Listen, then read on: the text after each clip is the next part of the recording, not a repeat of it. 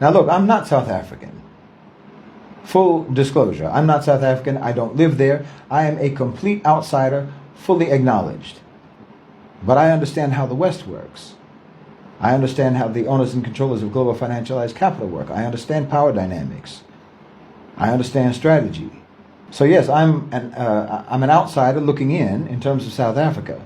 But from this point, it's easy for me to recognize the things that I do know about. When I see it in South Africa, like, it's easy for me to recognize the patterns. Patterns that are not unique to South Africa, but are unique to the people that I know about. You understand me? I'm telling you, this arson was committed by suspects I'm familiar with. You see what I'm talking about? I recognize their MO. So then you have, from 2022 onward, the United States of America has applied escalating pressure on South Africa.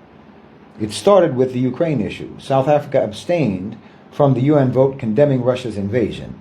That made America angry, not because they really care about that issue, but because it exposes or it reveals some degree of autonomy. So then they came out with these Lady R accusations, where the U.S. ambassador publicly accused South Africa of supplying weapons to Russia through a ship that was docked at a South African naval base. This was proved to be completely unfounded. There's no evidence to support this, but it didn't matter. The accusation served its purpose. The United States was able to show South Africa, we're not pleased with you acting independently. And then South Africa hosted the BRICS summit in 2023, and Putin was invited. Washington went ballistic. Congressional pressure to remove South Africa from AGOA, that's the trade deal that gives South African goods, gives them duty-free access to U.S. Domestic markets. That's worth billions of dollars annually. There was bipartisan support for that, putting pressure on South Africa from both sides. Because of what? Because of them acting independently and with autonomy. And then you have, of course, everyone knows, South Africa filed the genocide case. They filed the genocide case against Israel at the ICJ. That was December 2023. Over 200 U.S. Congress members, bipartisan, immediately condemned it. Israel's foreign minister lobbied Washington to put sanctions on South Africa unless South Africa withdrew the case.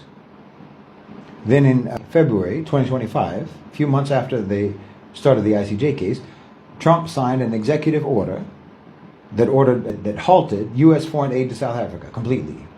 They accused South Africa of a government-sponsored race-based discrimination against those poor white Afrikaners who own all the land. And it directed the U.S. to develop a plan to resettle those poor Afrikaner refugees in America.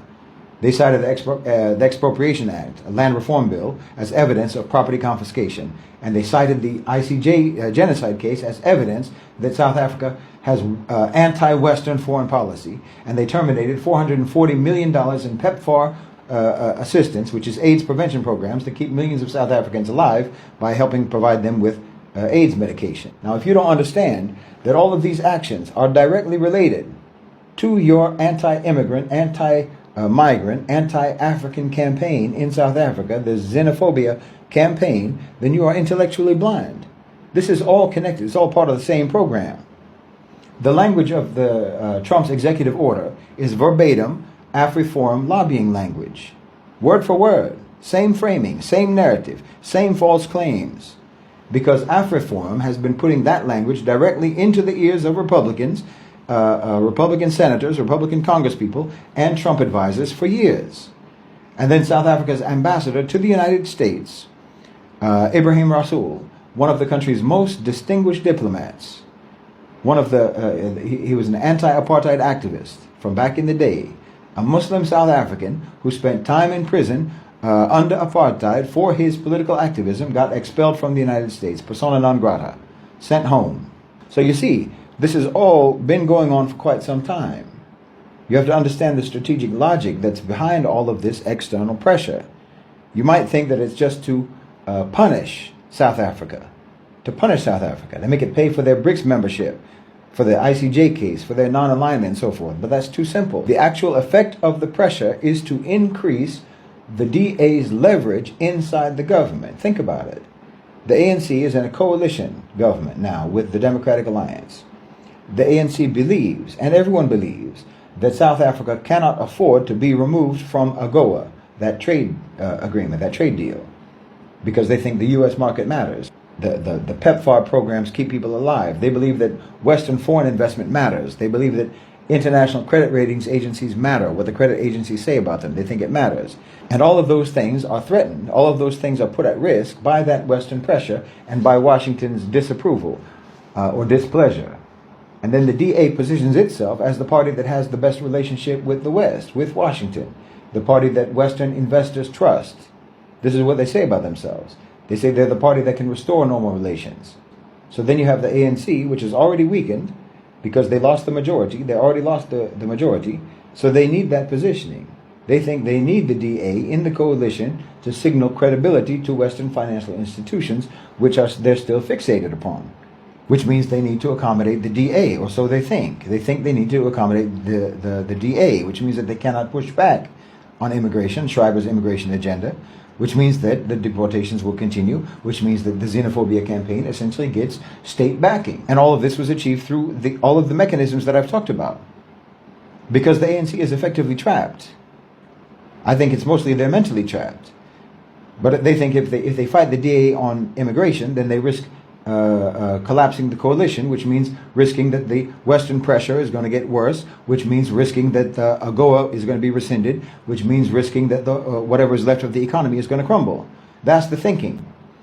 I don't personally believe that they're correct in this evaluation, but I think that's the evaluation that they're working from. So you understand, the external pressure protects the DA's position inside the government and amplifies their power and their leverage inside the government. The DA's position inside the government converts the Xenophobia campaign into state policy. And then state policy does the damage on the ground. And the damage on the ground is that South Africa's relationships now with their African neighbors collapses. And it collapses precisely at the moment when South Africa absolutely needs continental solidarity as an alternative to Western economic dependence. And it's that Western economic dependence that they have between their eyes, which makes them think that they need the West, and in their pursuit of placating and appeasing the West, they're doing that because they think they don't have any alternative to the West. But by the fact that they are appeasing the West and placating to the West and kowtowing to the West and letting the West infiltrate their government, they're letting the West now alienate them from the real alternatives to the West that are available to them. By trying to preserve a relationship that, in my opinion, they don't need, they are losing the relationships that they do need. You understand me? At exactly the moment when they need it the most. And that's the whole objective, in my opinion. To me, it's quite transparent.